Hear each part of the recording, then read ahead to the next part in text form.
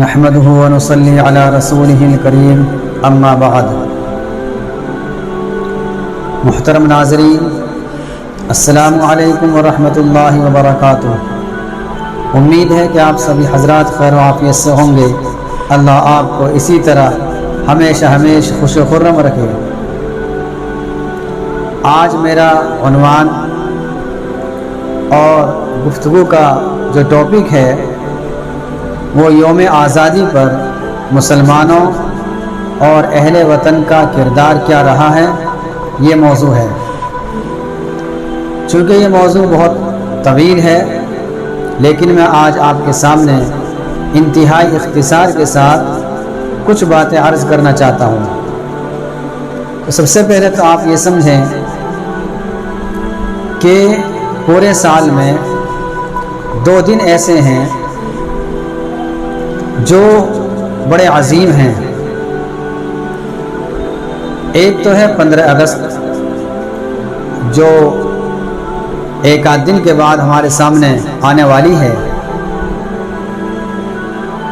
یہ دن بہت زیادہ عظمت والا ہے۔ اس دن کو حاصل کرنے کے لیے اور انگریزوں سے چھٹکارا پانے کے لیے ہمارے علماء کرام نے اور عوام الناس نے بے شمار قربانیاں دی ہیں۔ ایک ہے 26 جنوری کا دن۔ 15 اگست کو تو یہ ملک انگریزوں کے تسلط سے آزاد ہوا، اور 26 جنوری کو ہندوستان کا قانون نافذ ہوا۔ تو آج کا جو موضوع ہے وہ 15 اگست کے عنوان پر ہے کہ آزادی کو حاصل کرنے کے لیے ہمارے علماء کرام نے کیا کیا محنتیں کی اور کیا کیا قربانیاں دی۔ سب سے پہلے تو آپ یہ سمجھیں کہ انگریز ہمارے ملک میں کب آیا۔ تو جب ہم تاریخ کا مطالعہ کرتے ہیں تو ہمیں پتہ چلے گا کہ انگریز 1599 میں ہندوستان آیا اور تجارت کی غرض سے آیا، اور سب سے پہلے ہندوستان کے صوبہ گجرات میں ایک ضلع ہے سورت، وہاں یہ لوگ آئے اور ان لوگوں نے اپنے کاروبار کو بڑھایا، اور وہاں کے لوگوں نے ان کا احترام کیا، ان کی بہت زیادہ رعایتیں کی۔ یہی رعایت کرنا آگے چل کر مہنگا پڑ گیا۔ بہرحال یہ لوگ اپنے قدم جمانے لگے، اور 1707 عیسوی تک ان لوگوں نے کوئی زیادہ ہنگامہ نہیں کیا، چونکہ اس وقت تک جو حکومت تھی وہ حضرت اورنگزیب رحمۃ اللہ علیہ کی حکومت تھی۔ تو ان کی حکومت میں ان لوگوں کی ہمت نہیں ہوئی کہ ظلم و ستم کا بازار گرم کریں، اور جس مقصد کے لیے یہ لوگ آئے تھے اس مقصد میں اور اس مقصد کو حاصل کرنے کے لیے کچھ پیش قدمی کریں۔ لیکن جیسے ہی حضرت اورنگزیب رحمۃ اللہ علیہ کا وصال ہو گیا تو اس کے بعد انہوں نے پلاسی کے میدان میں جنگ کی ہے، اور ان کا مقابلہ سب سے پہلے جو ہوا ہے وہ سراج الدولہ سے ہوا ہے۔ چنانچہ ان کا مقابلہ ہوا، اور مقابلے میں سراج الدولہ کا جو وزیر تھا میر جعفر، وہ ان سے مل گیا، جس کے نتیجے میں ان کو شکست کا سامنا کرنا پڑا۔ اس کے بعد 1764 میں پھر انہوں نے بکسر میں مقابلہ کیا اور زور آزمائی کی۔ اس وقت ان کا مقابلہ شاہ عالم بادشاہ سے تھا۔ اس وقت بھی شاہ عالم کو شکست ہوئی، اور یہ لوگ مضبوط ہوتے چلے گئے۔ پھر انہوں نے دیکھا کہ میسور میں ایک شخص ہے جو ہمارے آڑے آ رہا ہے، وہ ہے ٹیپو سلطان۔ تو انہوں نے ٹیپو سلطان کو اپنے راستے کا سب سے بڑا روڑا سمجھا، اور پھر ان سے جنگ کی۔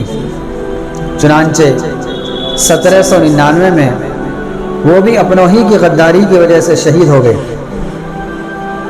اس کے بعد انہوں نے جو رخ کیا ہے وہ دلی کا رخ کیا ہے، اور وہاں کے بادشاہ کو، جو وہاں کا بادشاہ تھا بہادر شاہ ظفر، اس کو قید کیا۔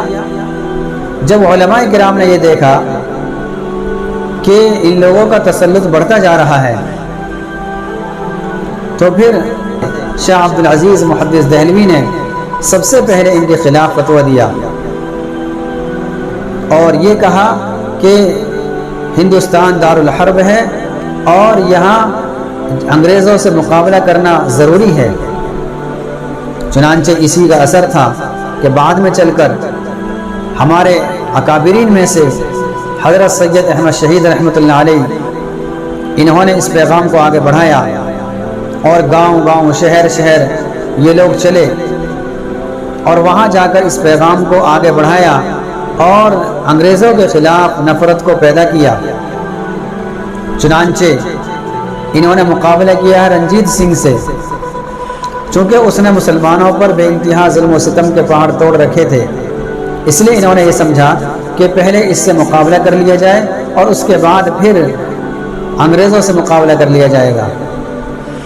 لیکن خدا کا کرنا کچھ اور ہی تھا، اس لیے ان حضرات کو بھی وہاں شکست کا سامنا کرنا پڑا اور یہ حضرات شہید ہو گئے۔ اس کے بعد 1857 کا معرکہ آتا ہے۔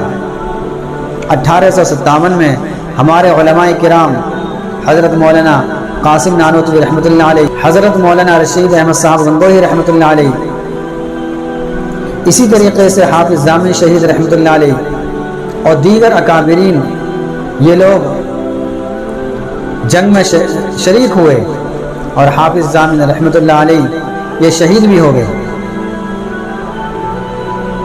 بہرحال علماء کرام نے اس طریقے سے قربانیاں پیش کی ہیں، اور پھر حضرت شیخ الہند رحمۃ اللہ علیہ کا دور آتا ہے۔ حضرت شیخ الہند حضرت مفتی محمود حسن صاحب دیوبندی، ان کا دور آتا ہے۔ انہوں نے تحریک چلائی، تحریک ریشمی رومال۔ ان کی تحریک بالکل کامیاب ہونے کو تھی کہ یہاں بھی اپنا ہی نے غداری کی،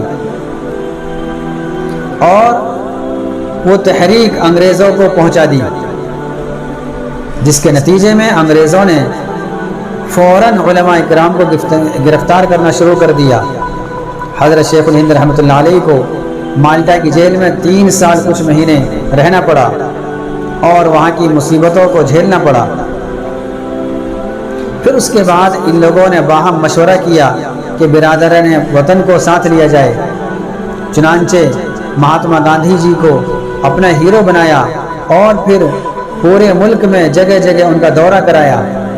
پھر سب نے مل کر یہ طے کر لیا کہ اب ہمیں انگریزوں سے مقابلہ کرنا ہے اور انگریزوں کے خلاف ہمیں لڑائی کرنی ہے، جس کے نتیجے میں یہ 15 اگست کا دن آیا، اور 15 اگست میں اللہ تعالیٰ کے فضل و کرم سے اور تمام مسلمان اور برادران وطن کے اتفاق اور اتحاد سے یہ ملک ہمارا ہو گیا۔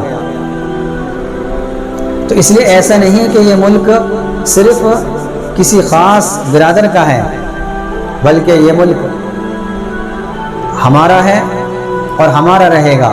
ہمارے علماء کرام کی قربانیاں اس آزادی کے پیچھے بہت ہیں، لیکن افسوس اس بات پر ہے کہ ان کی قربانیوں کو بالکل بھلا دیا گیا۔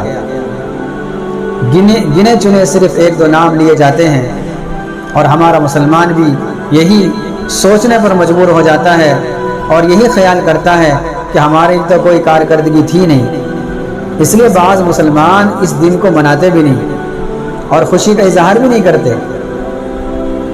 تو اس لیے میری آپ حضرات سے یہ گزارش ہے کہ یہ جو 15 اگست آ رہا ہے، اس دن تمام اہل ہند سے میری درخواست ہے اور ہر مسلمان سے خاص طور سے میری درخواست ہے کہ سبھی اس دن کو منائیں اور اس دن خوشی کا اظہار کریں اور ترنگا جھنڈے کو پھہرا کر خوشی کا اظہار کریں۔